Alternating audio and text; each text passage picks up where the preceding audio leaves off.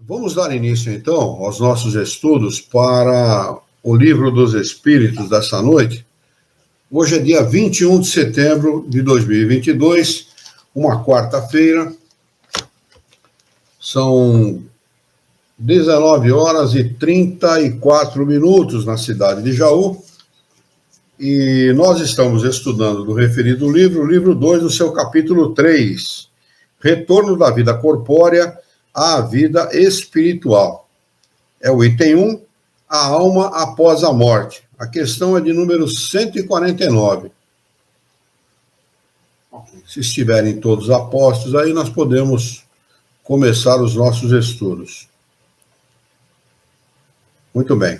Eu só quero fazer um adendo aqui, que nosso último encontro, eu fiquei devendo algumas informações, ou melhor, eu dei informação faltando conteúdo, faltando concluir essa informação com qualidade. Eu falei da primeira Constituição brasileira, eu não sabia se era Dom Pedro I ou Dom Pedro II. Foi Dom Pedro I, foi promulgada por Dom Pedro I no dia 25 de 3 de 1824. É nessa Constituição que consta o catolicismo como religião oficial. Então, se vocês quiserem procurar, confirmar a informação, eu acho muito conveniente sempre a gente confirmar a informação, né? Por isso que a gente procura dar a bibliografia de tudo aquilo que a gente posta na internet, Facebook, YouTube, tudo aquilo que a gente posta, a gente procura dar a bibliografia para que as pessoas possam confirmar as informações. Não confie nunca numa informação sem que você confirme a veracidade dessa informação. E falei do Wolf Messing, na realidade ele era um hipnólogo, né? Ele era um hipnólogo. Os parapsicólogos gostam de chamar essas pessoas de paranormais. Na realidade, ele não era um paranormal, porque ele não era um médium, né? Ele era um hipnólogo. Ele usava do fluido vital, que devia ter em enorme quantidade, né, para hipnotizar as pessoas, né? Ele era polonês, ele nasceu na Polônia, num vilarejo próximo à capital da Polônia, e ele esteve na Alemanha, falava alemão fluentemente, e também foi considerado inimigo do Reich, né?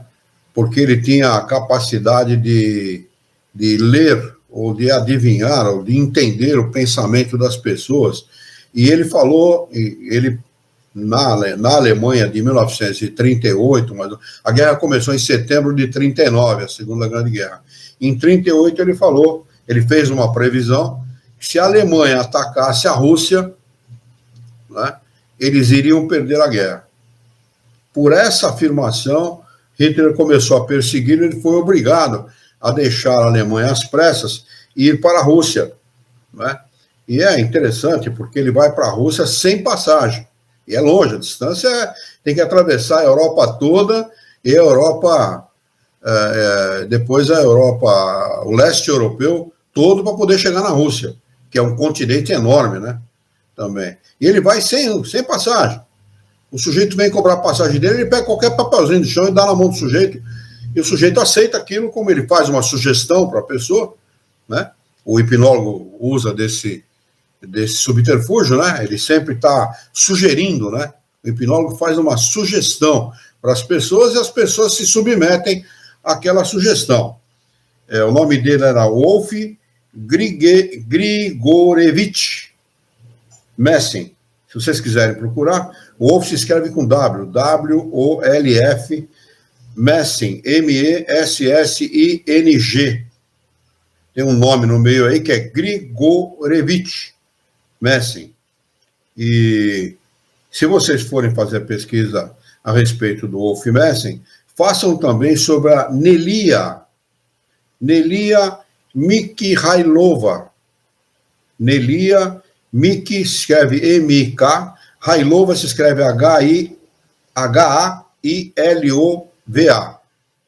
Mikhailova. Essa Nelia Mikhailova ela faz parte daquele livro que eu citei no nosso último encontro de estudos, que é Experiências Psíquicas Além da Cortina de Ferro. Existe filme, tanto do Wolf Messing, quanto da Nelia, na internet, para vocês verem a Nelia promovendo fenômenos sem a ajuda dos espíritos. Ela não era uma médium. Ela promovia os eventos, era uma sensitiva que promovia os eventos sem o auxílio, sem a necessidade do auxílio dos espíritos. É muito interessante fazer esta pesquisa, que realmente ajuda muito a entender a diferença entre o médium e o sensitivo. E verificar em loco, né, esses testes, esses experimentos que foram feitos com esses médiums no tempo lá do Stalin, né?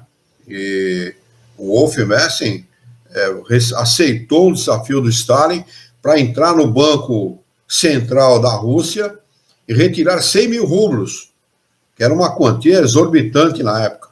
100 mil rublos sem o auxílio de nenhum documento oficial, não é? Era um dinheiro muito grande. Ele vai lá, tira um papel de caderno, entrega na mão do caixa, o caixa pega esse papel e entrega 100 mil rublos para ele.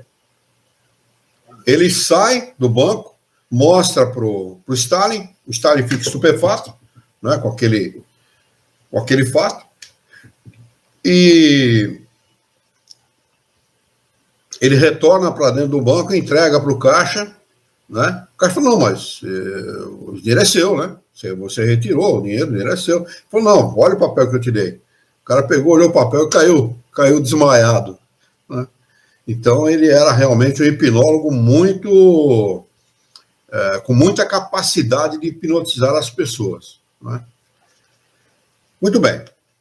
Colocado essas informações que eu acho relevante, porque são informações que a gente dá e a informação, quando é dada pela metade, não, na minha opinião, não tem muito valor. Mas aí estão as informações completas que vocês podem conferir, eu acho que devem conferir, para a ilustração do conhecimento de cada um. Então, questão de número 149, Kardec pergunta aos espíritos superiores o seguinte: em que se transforma a alma no instante da morte? E ele não fala se é antes ou depois da morte, é no instante, no mesmo momento. Resposta: volta a ser espírito, ou seja, retorna ao mundo dos espíritos que ela havia deixado temporariamente. Ora, se nós deixamos o mundo temporariamente, é porque para onde nós vamos não é o definitivo. Então, o mundo definitivo, o mundo que caracteriza os nossos seres, é o mundo dos espíritos. Esse mundo que nós estamos, o mundo material, vivendo com um corpo material, ele é temporário, não é um mundo definitivo. A afirmação dos espíritos é que nós retornamos para o mundo dos espíritos, que ela, a alma, havia deixado temporariamente. Questão de número 150. E é por isso que acontece com os espíritos, no momento de qualquer relaxamento do corpo físico, ele se desligar do corpo. Ele almeja esse retorno. Ele deseja esse retorno, né? Diferentemente do que a maioria pensa, a morte não dói, não causa dor. O que causa dor nos espíritos é o reencarne, é reencarnar. Que ele sai de uma situação de conforto para uma situação de desconforto. O contrário não é verdadeiro. Ele está saindo de uma situação de desconforto para uma situação de conforto. Questão de número 150. A alma conserva a sua individualidade após a morte? Resposta: sim. Não a perde jamais. O que seria ele se não a conservasse? Eles reafirmam aqui aquilo que eles ensinaram até agora. Nós somos individualidades e não perdemos essa individualidade em momento algum, em situação alguma. Seremos sempre nós. a nossa personalidade, o nosso modo de ser, o nosso modo de pensar, é sempre aquele que que nos distingue aqui na Terra e que vai nos distinguir no mundo dos espíritos. Ela vai mudando com o tempo, com o aprendizado, com o acúmulo de conhecimento, né? Mas somos individualidades. E o melhor de tudo, não existe dois de cada um de nós no universo. Somos realmente individualidades. Não existe alma gêmea, né? A tampa da panela, aquela coisa toda, como se houvesse um espírito preparado para ser nosso companheiro ou companheira aqui na Terra. Não. Né? Nós nos afinizamos com os espíritos pelas histórias de outras encarnações, mas é uma questão de afinidade, não é? E não por ser uma alma gêmea, criada no mesmo momento, para ser nosso companheiro ou companheira pelo resto da nossa existência, ou da nossa vida. Né? Questão de números... Essa conotação de alma gêmea, só um parênteses, tem muito mais aí uma licença poética do que qualquer outra coisa. Né? Sim, é verdade. Né? É verdadeiro. E coisa de romance, né? É mais um romance. Porque em romances espíritas, eles fazem categoricamente essa afirmação de que existe sim a alma gêmea, né? O que é um grande erro. O que é um grande erro, porque não é verdadeiro isso. Não é verdadeiro. O que é verdadeiro na nossa vida como espírito, como espíritos imortais, é o amor. A afinidade que nos liga aos outros espíritos. E é muito interessante a gente perceber isso. Às vezes a gente vive aí 40, 50, 60, 70 anos sem ter conhecido uma pessoa, e quando a conhece, fala, eu já conheço, esse eu já conheço com certeza de outra existência. A afinidade é muito grande para ser uma coisa assim... Parece um reencontro, né? Um reencontro, realmente. Luiz, só em relação a essa pergunta sobre individualidade, só uma dúvida.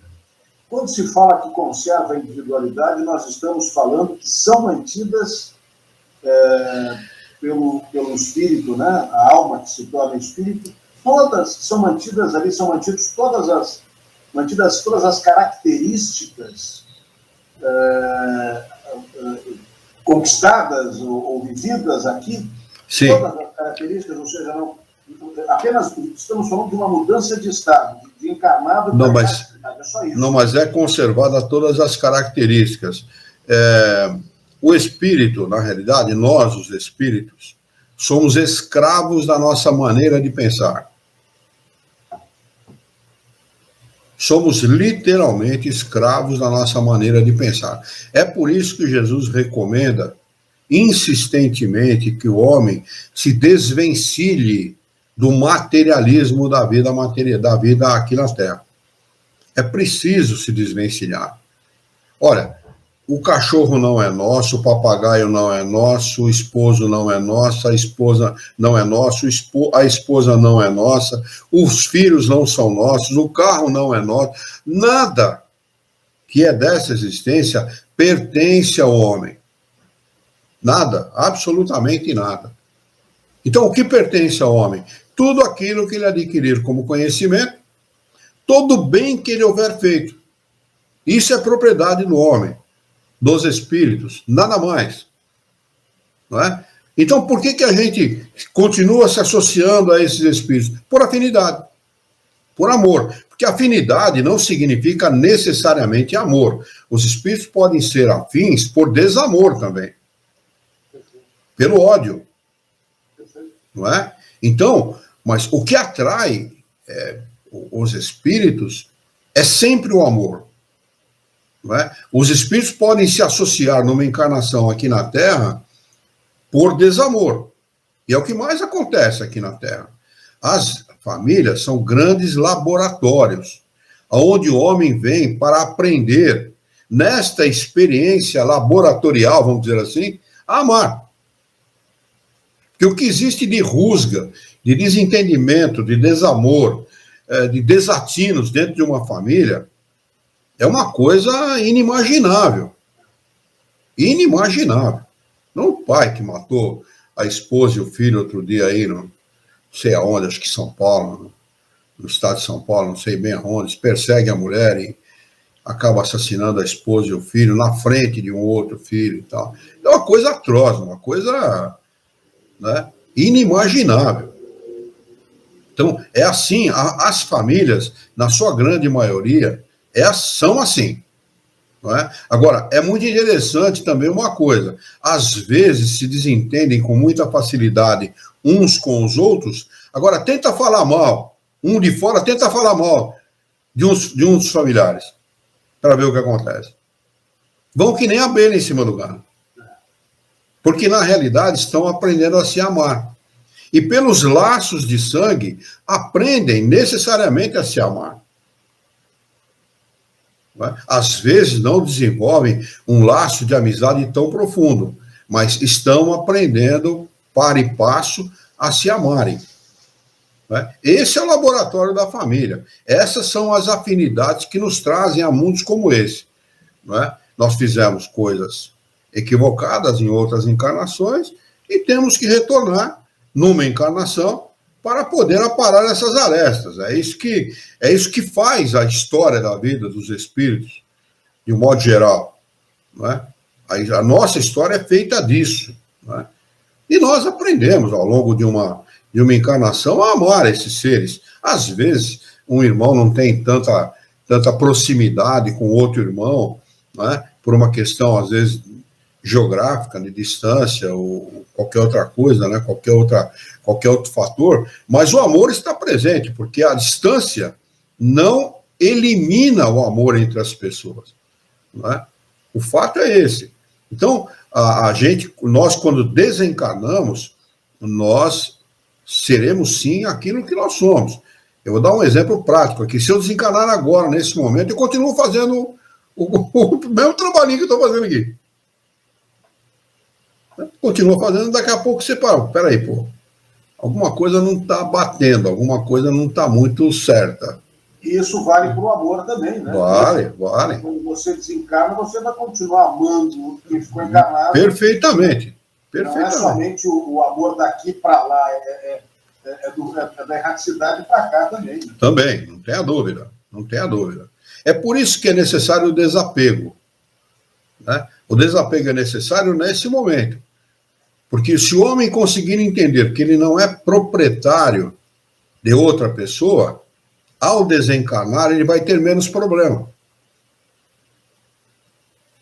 Se ele entender que ele não é proprietário de um filho, ou de um companheiro ou de uma companheira, ele vai ter mais facilidade em estado de erraticidade. E o inverso também é verdadeiro. O inverso também é aquele que fica. Se o apego for muito grande, a desordem psicológica e emocional acaba gerando uma dificuldade, um sofrimento muito grande. Então, é preciso entender isso. E para que nós possamos entender essa situação com qualidade, é preciso desenvolver uma confiança muito grande no Criador e na sua justiça. Não há vítimas. É uma falácia o homem acreditar em vítimas. Então, aquele que é assassinado não é vítima? Não, ele não é vítima. Aquele que sofre um roubo, uma desapropriação, ou qualquer outra coisa que se considera aqui na Terra como vítima, não é vítima. Ele apenas está sofrendo a ação inexorável da lei de causa e consequência. O que ele fez sofrer numa outra encarnação, ele vai sofrer nessa encarnação de alguma maneira. Isso não quer dizer que quando uma pessoa é homicida numa encarnação, ele vai ter que ser assassinado na encarnação seguinte, na encarnação posterior. Não é assim que funciona. Porque é possível você pagar, vamos dizer assim, colocar esse pagar entre aspas aí, uma série de pecados através do amor. Jesus falou isso. O amor cobre uma multidão de pecados. Então, é possível. Normalmente é isso que acontece.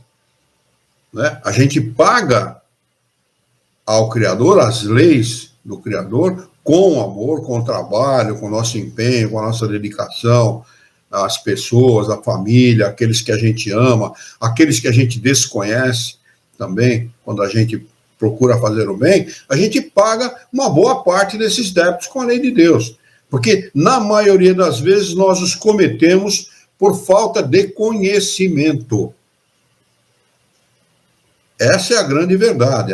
O que gera, o que engendra, o que constrói a maior parte dos problemas que nós temos aqui na Terra é a ignorância.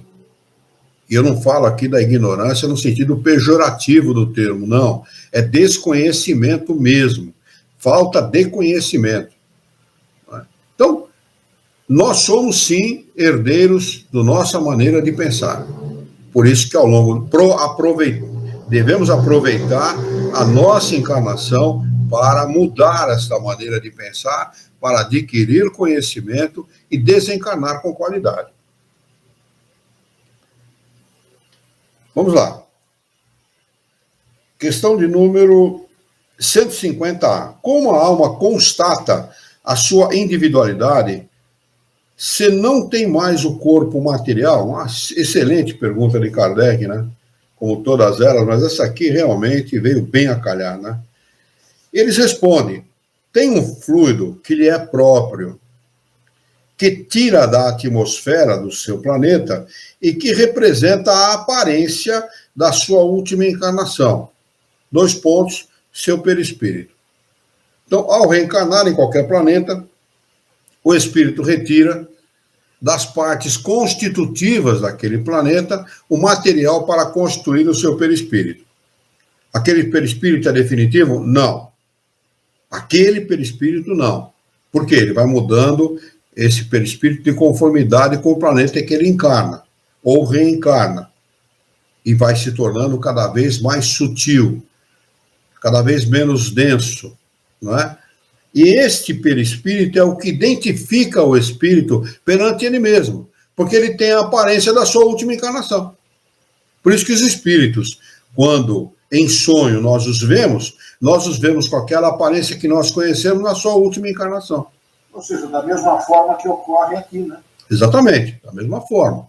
Não é? Apesar de que o perispírito podemos chamar de corpo fluídico, de corpo perispiritual, mas não é um corpo como esse corpo físico que nós conhecemos.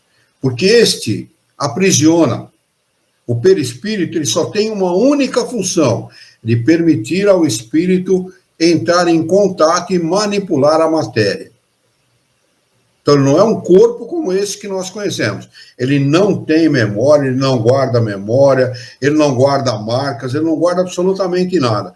Tudo isso está no espírito e não no perispírito. Né? Mas é o que identifica o espírito perante ele mesmo. Questão de número 150B. A alma não leva nada deste mundo? Resposta: nada mais que a lembrança e o desejo de ir para um mundo melhor. Então, deste mundo, como a gente já, no início dos nossos estudos eu comentei, a gente não leva absolutamente nada. Nós somos apenas usufrutuários daquilo de material que nós temos. Essa lembrança é cheia de doçura ou de amargor, segundo o emprego que tenha dado à vida. Quanto mais pura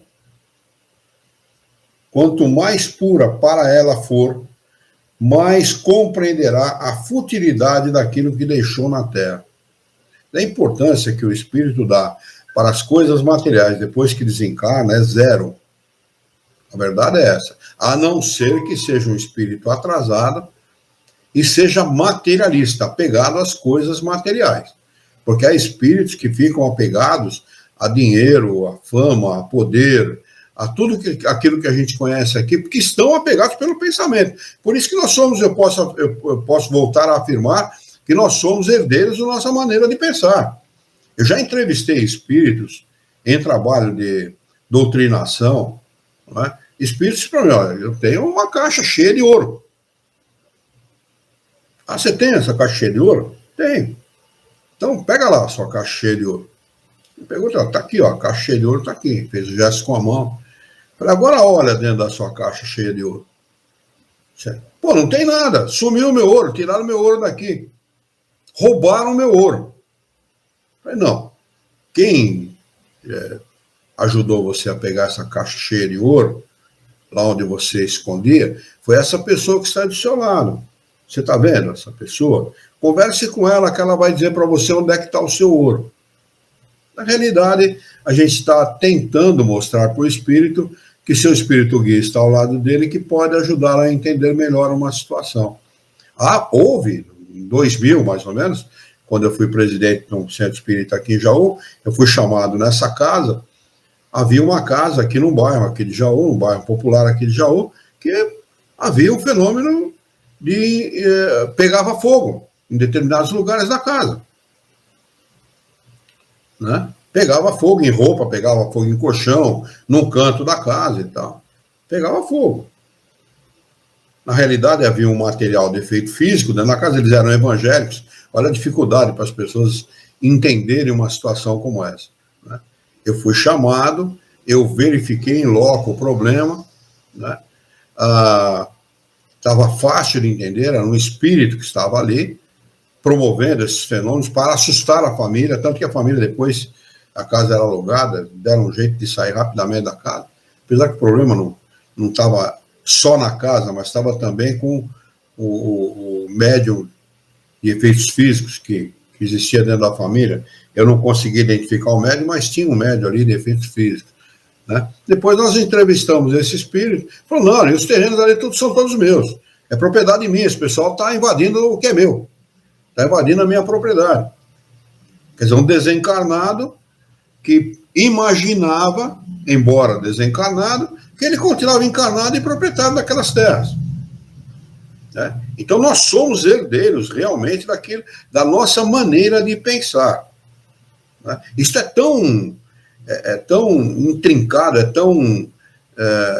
está tão enfronhado na nossa maneira de ser, que se nós reencarnamos rapidamente, depois de 5, 6, 8, 10 anos de desencarnado, nós trazemos uma boa parte dessa personalidade de volta à nossa nova encarnação. Eu comentei já algumas vezes aqui a respeito do meu pai. Meu pai demonstra isso, demonstrou, pelo menos no período da infância, agora nem tanto, já está mais para adolescente já, né? Mas no período da infância demonstrou claramente essas tendências, demonstrou claramente esta... Professor Brandão está conosco, bem-vindo, viu, Brandão? Demonstrava claramente essa personalidade. Né?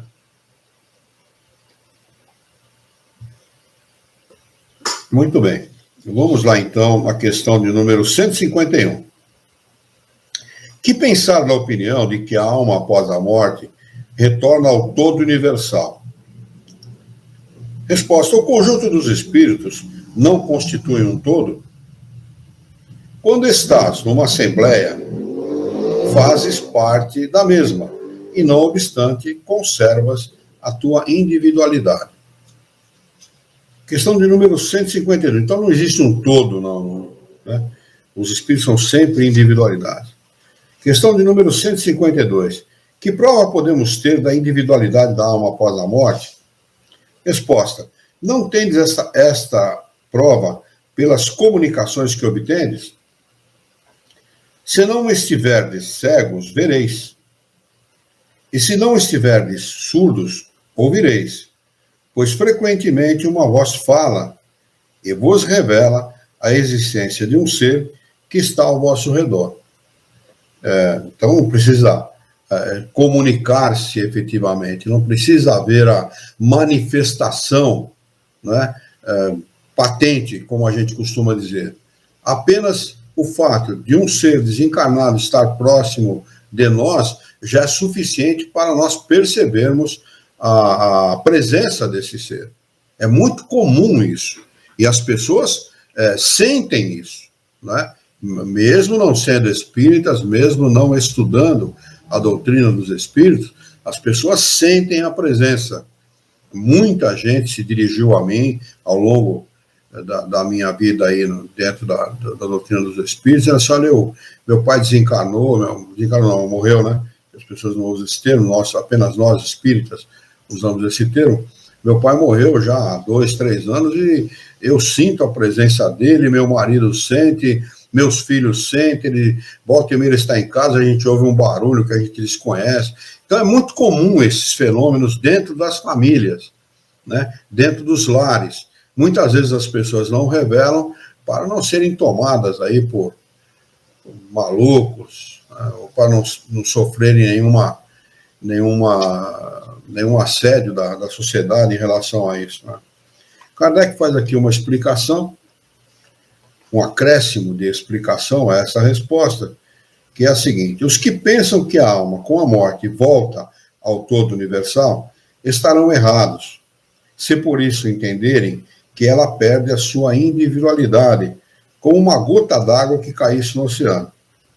Estarão certos, entretanto, se entenderem pelo todo universal o conjunto dos seres incorpóreos, de que cada alma ou espírito é um elemento. Na realidade, os espíritos, eu não sei se foi erro do tradutor, não acredito que tenha sido erro de Kardec. Os espíritos não são seres incorpóreos, são seres imateriais. Isso é a resposta dos espíritos a Kardec. Um pouco antes, nos nossos estudos aqui, eles dão essa resposta a Kardec. Nós não podemos dizer que os espíritos são seres incorpóreos ou imateriais, né? Os espíritos não são seres incorpóreos, são seres imateriais, né? Porque isto poderia sugerir que o espírito é feito de nada, né? E não é verdade, né? Então são seres imateriais. Se as almas se confundissem no todo, não teriam senão as qualidades do conjunto, e nada as distinguiria entre si. Não teriam a inteligência, nem qualidades próprias. Entretanto, em todas as comunicações, elas revelam a consciência do eu e uma vontade distinta. A diversidade infinita que apresentam, sob todos os aspectos, é a consequência da sua individualização. Se não houvessem, após a morte, senão o que se chama o grande todo, absorvendo todas as individualidades, esse todo seria homogêneo. E então as comunicações recebidas do mundo invisível seriam todas idênticas. Desde que encontramos seres bons e maus, sábios e ignorantes, felizes e desgraçados, e desde que usar de todos os caracteres, alegres, tristes, levianos e sérios, etc., é evidente que se trata de seres distintos. A individualização ainda se evidencia quando esses seres provam a sua identidade através de sinais incontestáveis de detalhes pessoais relativos à vida terrena e que podem ser constatados. Ela, a alma, não pode ser posta em dúvida quando eles se manifestam por meios das aparições. A individualidade da alma foi teoricamente ensinada como um artigo de fé, mas o Espiritismo a torna patente e, de certa maneira, material. Eu, ao longo da minha existência no meio espírita, eu tive a oportunidade de presenciar um fenômeno de efeito físico, mas nunca de aparição. Agora, eu conheci o diretor do Museu Espírita do Estado de São Paulo, e ele era um cético, ele não acreditava nos espíritos, ele não acreditava no espiritismo, e ele revela para mim, eu estive com ele em 2000, eu estive com ele lá no Museu Espírita e já desencarnou, da família Machado de Carvalho, ele era da família, aqueles que construíram o estádio do Pacaembu, uma família muito rica, por sinal. Ele é uma pessoa abastada também, ele construiu esse museu custeando todas as necessidades do museu. E eu tive com ele, Paulo Machado de Carvalho, o nome dele, e ele me revelou, ele falou, quando eu comecei no espiritismo, eu era cético, bastante cético, duvidava, fazia chacota do espiritismo, dos fenômenos espíritas e tal. E eu estive numa reunião, décadas de 40, acho que foi, alguma coisa assim, estive numa reunião onde haveria uma manifestação de efeito físico. Os espíritos iam se materializar. E eu mentalmente fiz esse desafio, né, para um espírito, que ele me trouxesse alguma coisa para mim, ou que me cumprimentasse, ou algo assim. né? E o espírito se materializa, faz um gesto no ar, como se estivesse pegando alguma coisa, vai até ele e põe na palma da mão dele uma pedrinha pequenininha. E ele ficou assustado com aquilo, né? Essa pedra está no Museu Espírita, eu tenho foto dessa pedra. Naquela época não tinha celular, não era uma coisa como é hoje, né? Não era o smartphone, né? Então, pena que eu não filmei, né? Mas eu tenho fotografia dessa época, exponho delas aqui comigo, e essa pedrinha, pequena pedrinha, junto com outras que surgiram da mesma maneira, está no Museu Espírita. Então é muito interessante esses fenômenos de efeitos físicos, eles podem atingir dessa forma as pessoas, mostrando a veracidade dos fenômenos, né? Questão de número 153. Em que sentido se deve entender a vida eterna? Resposta: é a vida do espírito que é eterna. A do corpo é transitória, passageira. Quando o corpo morre, a alma retorna à vida eterna. Apesar que, a bem da verdade, eterno só o Criador, né? Nós somos imortais, porque eterno é o incriado, né? Como nós somos criados, nós tivemos um início, né? Nós somos imortais, nós tivemos um início e não teremos fim. Questão de número 153A. Não seria mais exato chamar a vida eterna a dos espíritos puros, que, tendo atingido o grau de perfeição, não tem mais provas a sofrer? Resposta dos espíritos: olha que interessante. Essa é a felicidade eterna. Mas tudo isso é uma questão de palavras. Chamais as coisas como quiserdes, desde que vos entendeis. Os espíritos também dão umas respostas muito interessantes, né, às perguntas de Kardec, né? E o curioso, Luiz, nesse capítulo, não sei se curioso, mas o que me parece que é uma grande dificuldade das pessoas em compreender, e aí o misticismo,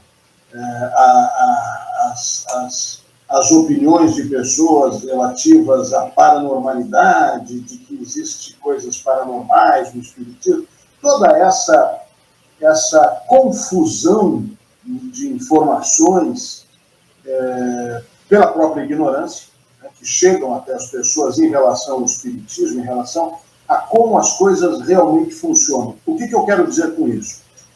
Quando se desencarna, muda-se o estado. Deixa-se o estado de encarnado, passa-se para o estado de erraticidade, desencarnado. Isso é simples de compreender. E aí o que ocorre?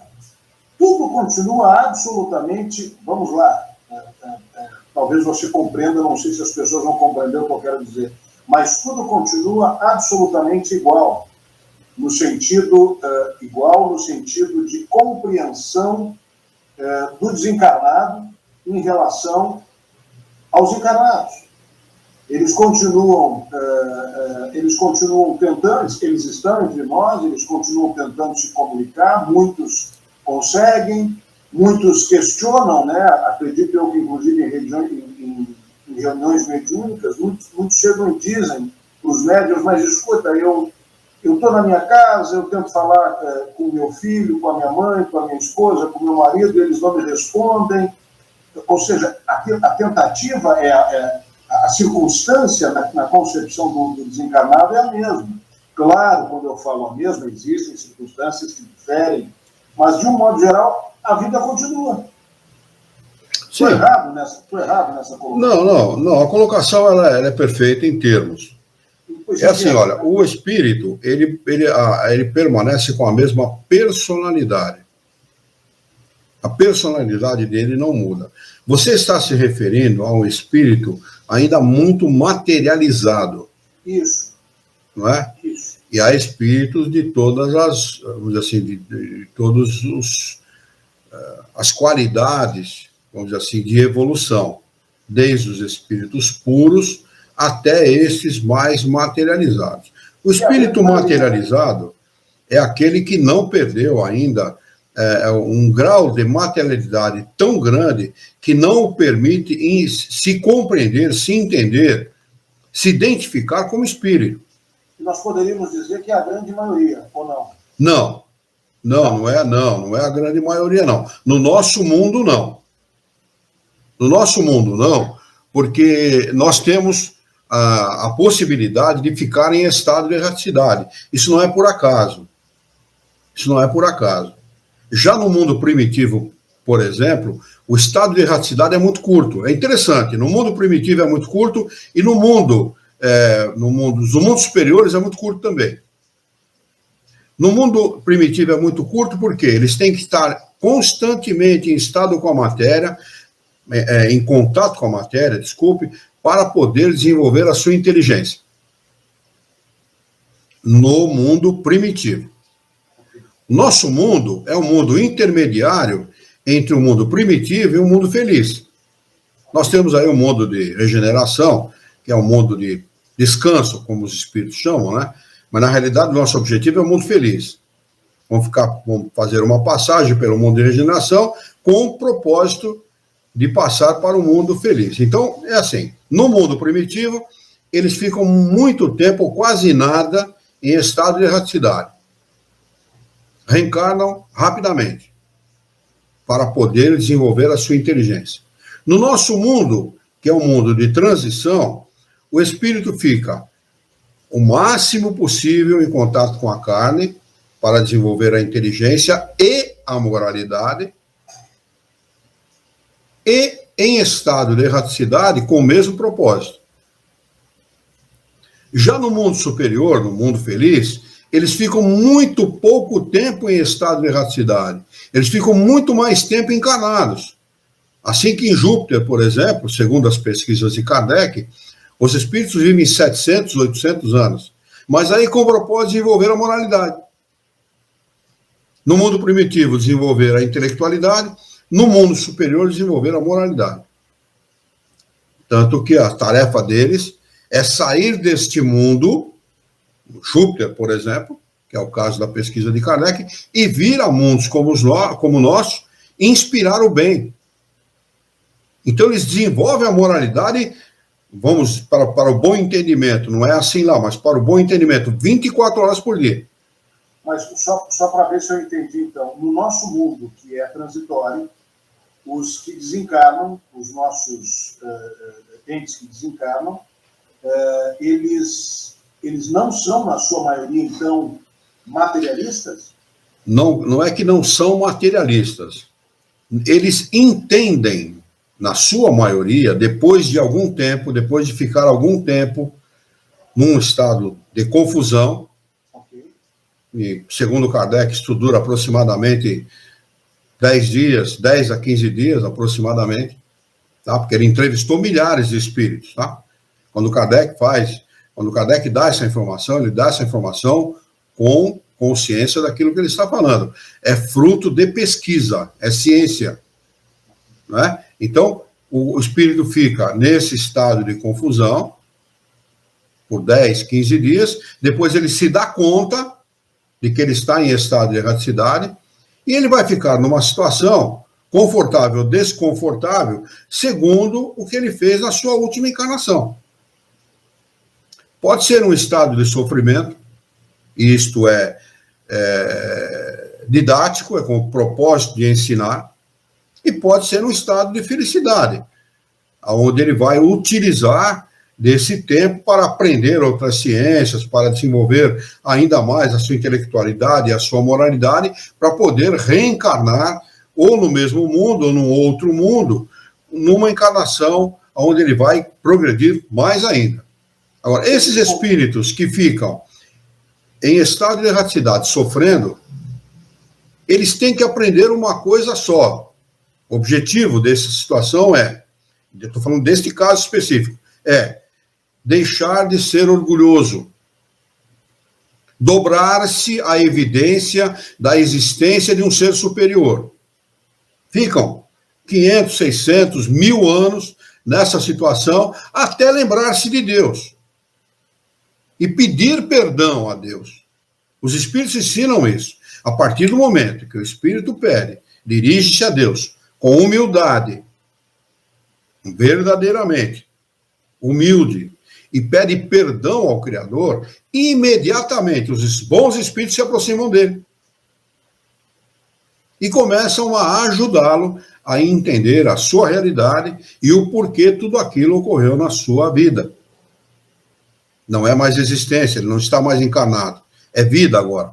Ele está em estado de erraticidade. Agora, quanto a esses espíritos que você citou no começo, esses que não sabem ou que não entendem que estão desencarnados, é uma quantidade muito pequena. São esses espíritos que vêm do mundo primitivo, são alçados à condição de mundo de expiação e provas, estão ainda mais para o mundo primitivo do que para o mundo de expiação e provas.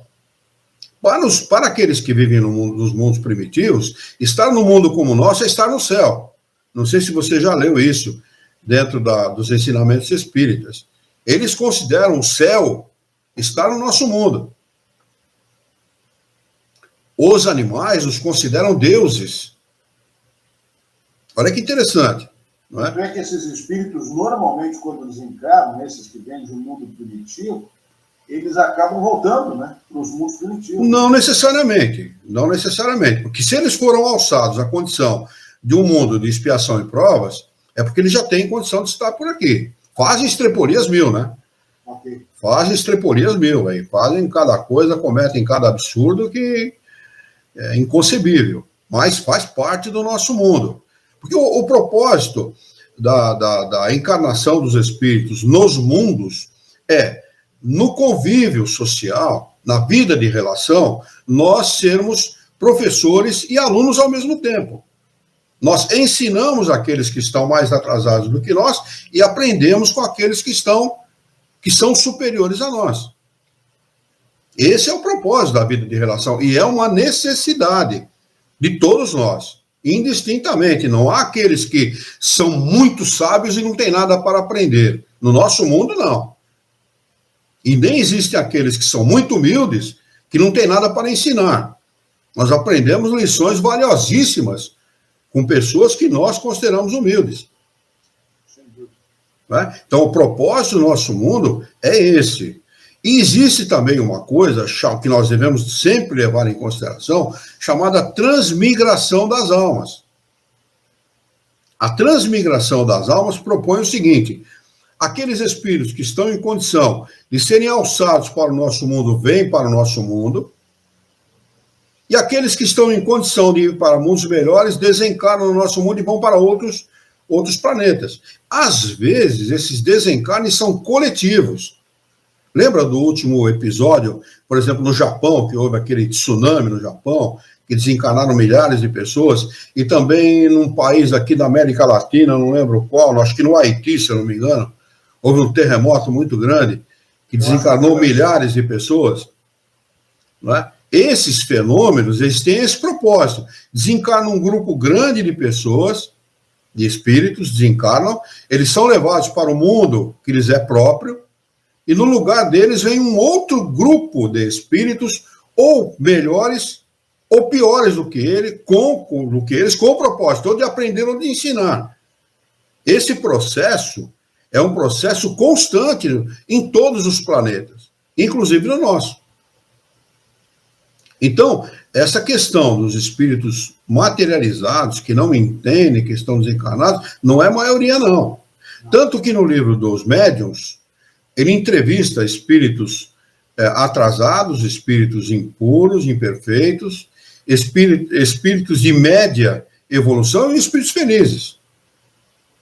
Basta ler aquelas 3 partes do livro dos médiuns, né? Essas entrevistas que o Kardec faz com milhares de espíritos, ele coloca só algumas ali, né? Com milhares de espíritos, de gente, por exemplo, que deixa o nosso planeta para um mundo feliz. Né? Há uma que é entrevistada, a senhora De Gerardin, se eu não me engano, é o nome dela. Kardec perguntei como é que foi o seu desencarne. Falou, eu desencarnei, eu fui ladeada por espíritos, né? Escreve os espíritos, né? Espíritos assim muito bonitos e tal, e que para ela assim, olha, você está vendo, apontou no céu, está vendo aquela estrela, tal, assim, então é para lá que nós vamos. Ela disse que era muito feliz no mundo dos espíritos e tal, e que a sua última encarnação foi muito boa para ela, isso em 1850 e abobrinha. Quer dizer, então a transmigração das almas, como alguns querem, está acontecendo muito mentira. A transmigração acontece sempre aconteceu e sempre acontecerá. Né? Que o propósito é exatamente esse. Vêm espíritos que não são lá muito desenvolvidos moralmente, mas são desenvolvidos intelectualmente, habitar o nosso planeta para ensinar aqueles mais primitivos que estão por aqui. E aqueles que conseguem um desenvolvimento moral e intelectual suficiente saem daqui para habitar planetas melhores e aprender lá, porque lá eles são primitivos. Lá eles são primitivos, né? Eles estão lá pela primeira, vamos dizer assim, pela primeira vez, vamos dizer assim. Então eles têm muito a aprender naquele lugar, né? Mas essa transmigração propõe exatamente isso. Por isso que no nosso planeta nós vamos ter sempre espíritos que vão criar estrepolias, problemas, dificuldades, guerra, violência e tal, porque eles estão aqui, pediram esta oportunidade, o Criador, na sua misericórdia, permite que eles reencarnem ou encarnem no nosso planeta, exatamente com o propósito de aprendizado mesmo. Eles pode até acontecer de retornar para o mundo primitivo. Pode até acontecer, dependendo do que promoverem, do que fizerem, né, com essa oportunidade, pode até retornar. Mas não é a maioria, não. Não é a maioria, porque a maioria aprende, entende. O espírito não é um ser, vamos dizer assim, perverso. Nós não somos seres perversos. Nós somos seres ignorantes. Nós somos seres primitivos, ignorantes, que temos que entender muitas vezes à custa do sofrimento. A perversidade vem às custas da ignorância. Exatamente. Né? Então não somos perversos. Nós somos temporariamente imperfeitos, que vamos atingindo, à medida que as oportunidades acontecem, atingindo estágios de evolução, de compreensão, de entendimento das coisas, e vamos sendo promovidos. Esse é o propósito. Né? Por isso que eles respondem aqui, lá naquela primeira pergunta, estamos aqui temporariamente. É sempre tempo. E, aliás, a vida é fugaz, né? A gente que já tem uma certa idade percebe como a vida é passageira, realmente fugaz, rápida. Pum! Já está. Estamos lá no próximo do final da etapa, né? Muito bem, vamos ver se tem algum comentário aqui dos nossos irmãos. Tá, não, nenhum comentário no momento. Vamos dar sequência. Faltam 3 minutos para o encerramento dos nossos estudos de hoje. Mas vamos à primeira pergunta do item 2, separação da alma e do corpo. A questão é de número 154. A separação da alma e do corpo é dolorosa? Nós comentamos isso hoje, lá no início dos nossos estudos, né? Resposta: não. O corpo, frequentemente, sofre mais durante a vida que no momento da morte. Neste, a alma nada sente. Então, aqueles que têm esse tipo de preocupação podem se despreocupar. A morte é muito boa. Eu não sei se você já desmaiou, né? Eu nunca tinha desmaiado na minha vida. Quando eu fui fazer uma biópsia de próstata, eu desmaiei. Rapaz, a coisa mais gostosa do mundo. Eu fiquei desmaiado coisa de 10 segundos, 15 no máximo. Eu fui longe. E o pior é que eu sabia que eu estava longe. Te lembrou de tudo? Não me lembrei de tudo. Eu sei que eu fui muito longe.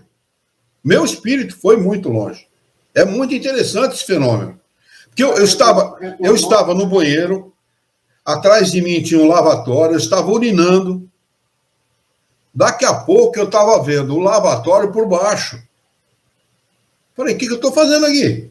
Então, eu cortei a urina, caí. Por sorte, não bati a cabeça no lavatório. Caí. E quando eu acordei, eu levantei imediatamente e continuei urinando. Quer dizer, pode ter dado o quê? 10, 15 segundos, não deu mais do que isso. Não, me refiro que quando você retornou do desmaio, você lembrou. Sim, lembrei perfeitamente. Lembrei perfeitamente. Não sei aonde eu fui, eu sei que foi muito longe, porque o espírito ele se locomove com a força do pensamento. Né? Então, é difícil comparar a nossa locomoção aqui na Terra com a locomoção do espírito. Eu sei que foi muito longe. Né? Então, a morte é algo semelhante a isso. Né? Porque o espírito ele não vê a hora de se desvencilhar do corpo. Essa é a realidade. Nós não vemos a hora de nos desvencilharmos do corpo físico, que aprisiona o espírito, que é a verdadeira jaula do espírito, a verdadeira prisão. Né? Os sofrimentos que às vezes se provam no momento da morte são um prazer para o espírito, que vê chegar ao fim o seu exílio.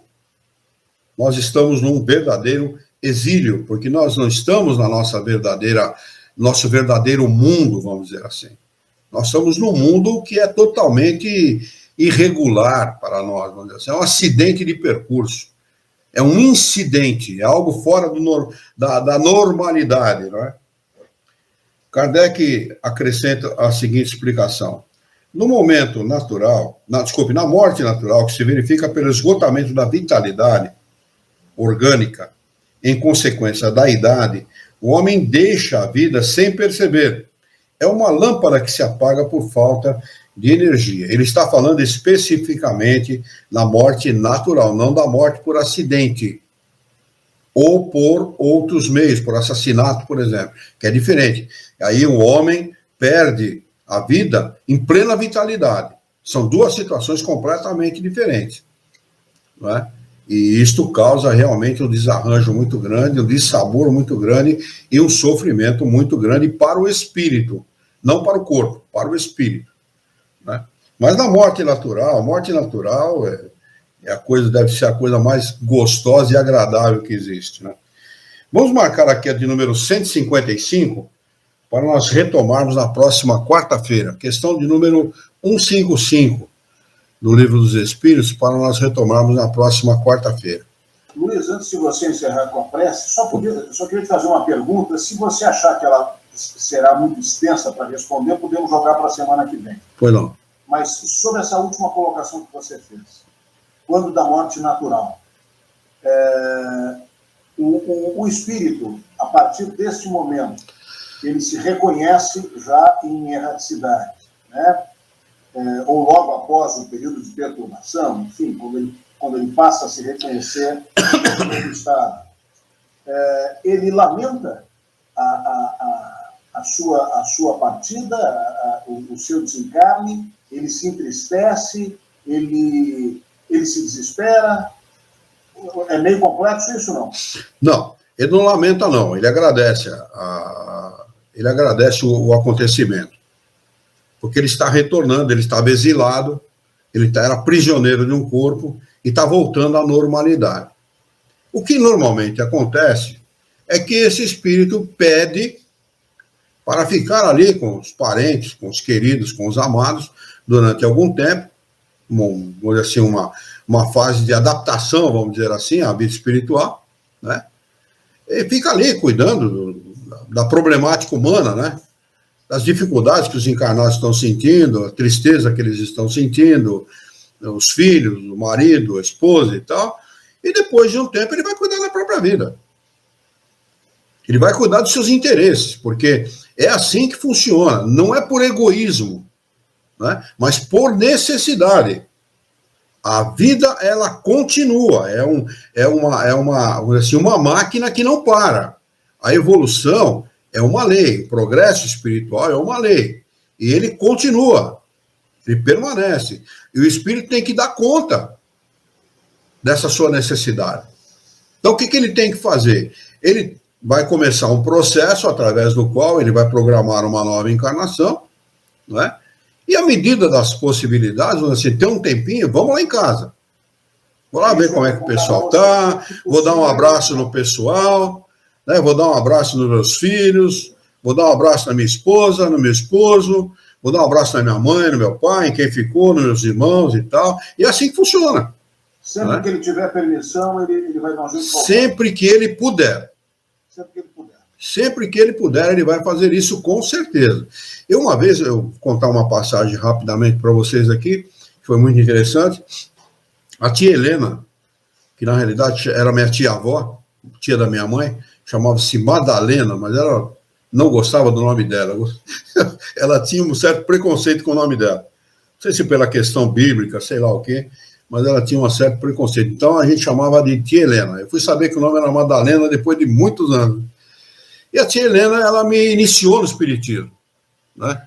Ela era espírita já há muito tempo, médium, trabalhava num trabalho há muito tempo, mais de 20 anos e tal, e me iniciou dentro da Casa Espírita, Sociedade de Estudos Espíritas, 3 de outubro. E a tia Helena, num determinado momento da sua vida, da sua existência aqui na Terra, ela desencarnou. E eu tinha uma afinidade muito grande com ela, um amor muito grande, um carinho muito grande, uma gratidão também muito grande por ela.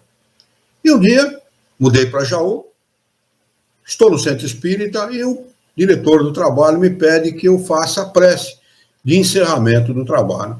Pois não. Levantei da cadeira e comecei a fazer a prece de encerramento. Para minha grata surpresa, alguém, um desencarnado, vem por trás e me dá um abraço muito carinhoso, muito afetuoso, e depois eu descubro que era ela que tinha feito isso. Então, quer dizer, o momento que ela destinou a dizer para mim, olha, continuo te amando, você é meu querido, meu amado, estou aqui, estou presente. Às vezes eles não podem se manifestar a sua presença dessa forma tão ostensiva, mas sempre que pode o fazem. É assim que eles se relacionam com a gente. Né? Não significa que eles não tenham vontade. Não, pelo contrário, eu volto a repetir o que eu falei no nosso último encontro. Eles não podem interferir no nosso livre-arbítrio. De maneira alguma. Não é? Vamos fazer a nossa prece, então? Vamos lá. Vamos elevar o nosso pensamento, mentalizar a figura excelsa e amiga de Jesus, o nosso mestre, modelo e guia da humanidade, e juntos com Jesus nos dirigir ao Criador, ao Senhor da vida, fonte inesgotável de paz, de amor, de bondade, de misericórdia e justiça, para agradecê-lo muito pela oportunidade de aqui estarmos reunidos em seu nome para discutirmos as questões propostas pelo Livro dos Espíritos dessa noite.